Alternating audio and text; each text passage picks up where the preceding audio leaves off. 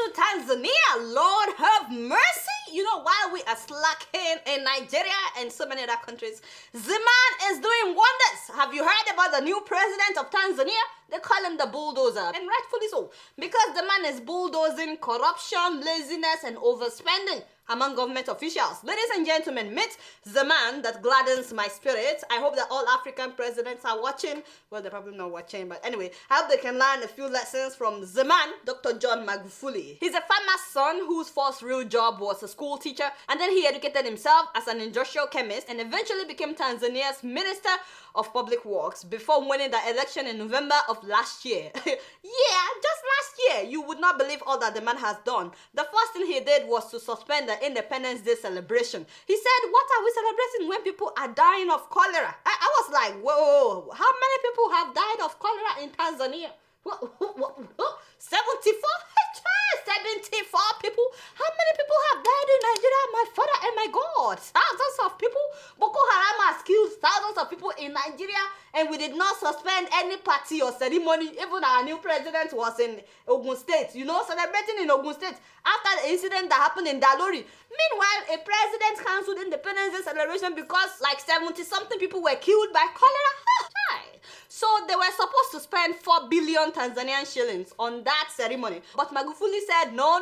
So you see, that money should be used for the expansion of a 4.3-kilometer section of the road from Morocco to Mwenge in order to ease traffic congestion. Tell them that is what I'm talking about. Now for the Independence Day ceremony, the man commanded that that people should get out of their houses and go and clean their streets and all the corners in order to stop the spreading of cholera. He didn't stop there. Himself came out, Mr. President himself. He got on the streets, cleaning up the streets. My eyes got big when I saw that video. When we nominated Dr. Magufuli to be our candidate, we knew the style, the type of leadership that he represents. We needed, his style and his way of doing things. We expected him to do exactly what he's doing.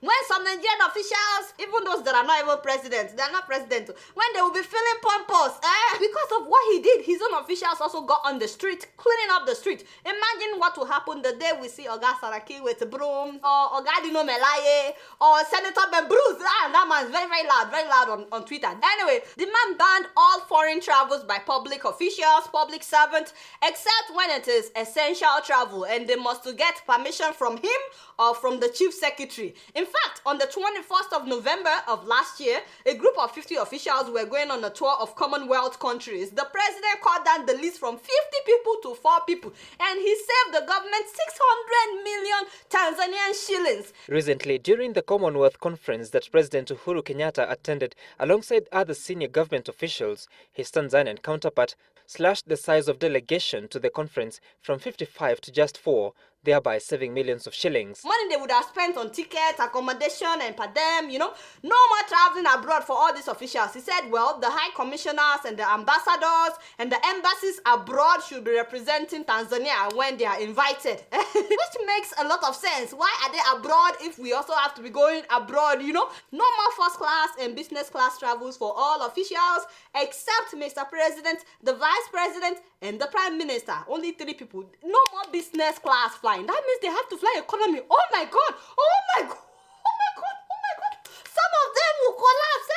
Reminds me of Thomas Sankara of Burkina Faso. No be so? Yes, that's what I'm talking about. The man has cancelled all meetings, no more workshops and conferences by government officials and public servants inside fancy hotels. He said no more inside fancy hotels. He said that every ministry has ministerial boardrooms. No be so? Use that one for your meetings. And that is what they are now doing.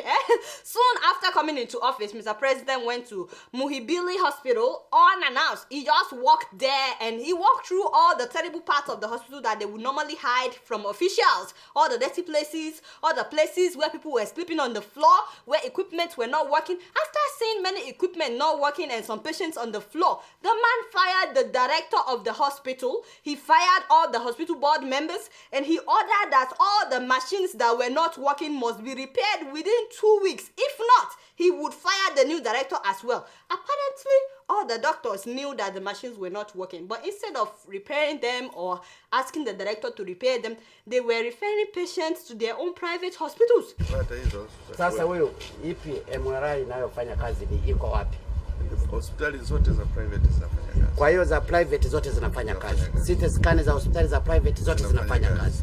Za hospitali ya hapa Muhimbili zote hazifanyi kazi. I know that something like that is going on in Nigeria as well. No, so anyway, he gave them 2 weeks to fix the machines, but guess what happened? The machines were repaired in 3 days. 3 days. And so it is possible to repair this.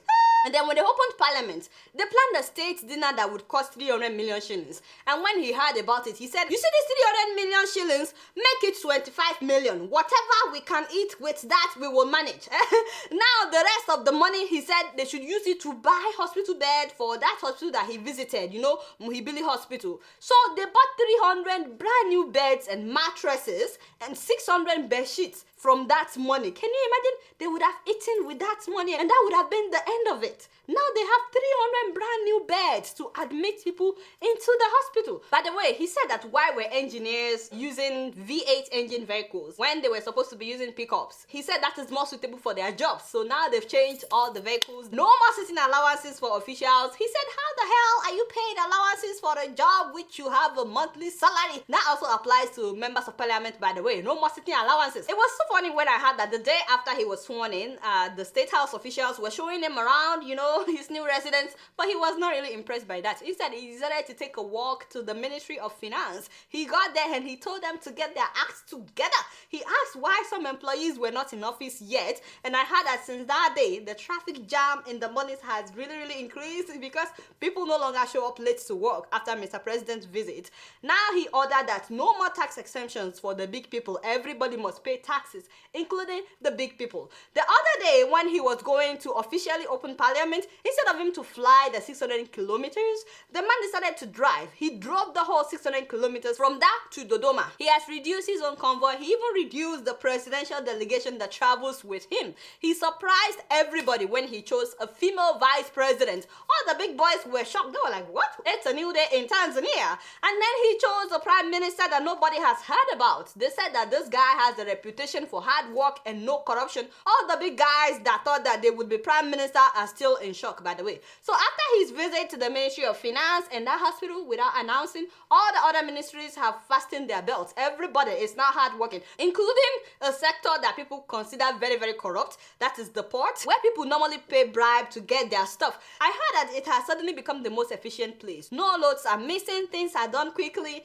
and you cannot get your container without paying bribe. And finally, all individuals and firms that bought state companies that were privatized, they've been told to either get to work or hand over that sector with immediate alacrity, hand it over back to the government. Some of them, I heard that they've not done anything in like 20 years, but now all of a sudden, they're all awake, doing stuff. The man has literally pressed the reset button in Tanzania. It's a new day in Tanzania. His motto is Hapakazi 2. Some of you that are not from Tanzania, you probably don't understand. Don't worry, I will teach you. What that means is here, all we do is work. We serve, nothing else. Yes, his people are happy. Of course, the big people are not that happy, especially the corrupt ones, you know. But all the small people, like myself, they're very happy. Ugandans want their president to be like him. They wrote an article about it. South Africans want their president to learn 10 things from Tanzanian president. And of course, I want my president to learn from this man, 3 Bosa. So the president of Tanzania, Bosa. Now, having said that, my guy, we are very happy. We love you. You started well. Please continue to do not disappoint mama. If you keep up like this, very soon Tanzania will become the best country in Africa. No, be so. You guys not doing anything. Guess what? I'm just keeping it real.